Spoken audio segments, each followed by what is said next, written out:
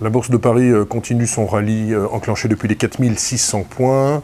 On gagne encore aujourd'hui 0,6%, ça fait la 9e séance de hausse consécutive sur les valeurs parisiennes, françaises.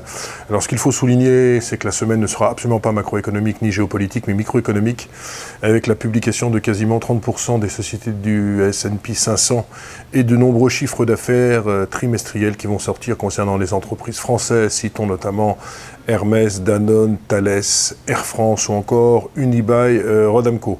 Du côté des États-Unis, on attend sur l'ensemble du trimestre des bénéfices nets en baisse de 3%, mais il y a eu d'excellentes surprises comme celle de Google qui a gagné plus de 15%.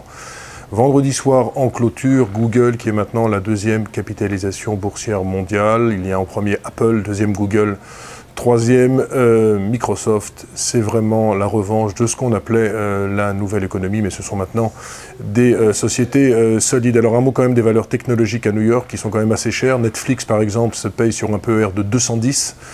Ce qui est énorme, du côté de Google, on est sur un PER de 30, ce n'est pas donné, et puis Facebook, PER de 90 au cours actuel. Alors y a-t-il une bulle sur les valeurs technologiques? C'est trop tôt pour en parler, mais disons que certaines valeurs commencent à être assez chères. Du côté de la bourse parisienne, on va sans doute expédier les affaires courantes aujourd'hui parce qu'il y a peu d'informations, si ce n'est Alstom avec un chiffre d'affaires en hausse de 8% sur le premier trimestre de son exercice. Il ne faut pas oublier qu'Alstom a un exercice décalé, mais les entrées de commandes ont été divisées par deux. L'action Alstom actuellement gagne 1%.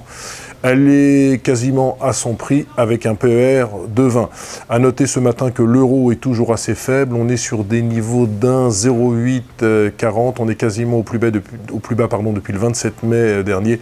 Bien entendu, cela arrange les affaires de toutes nos sociétés exportatrices qui bénéficient de cet euro faible. L'or également est assez faible, 1110 $ l'once d'or. Alors que les investisseurs price de plus en plus une augmentation des taux d'intérêt aux États-Unis. Voilà donc en résumé une hausse qui continue, c'est la 9e, et puis beaucoup de publications cette semaine, c'est vraiment la microéconomie qui va prendre le relais de la macroéconomie.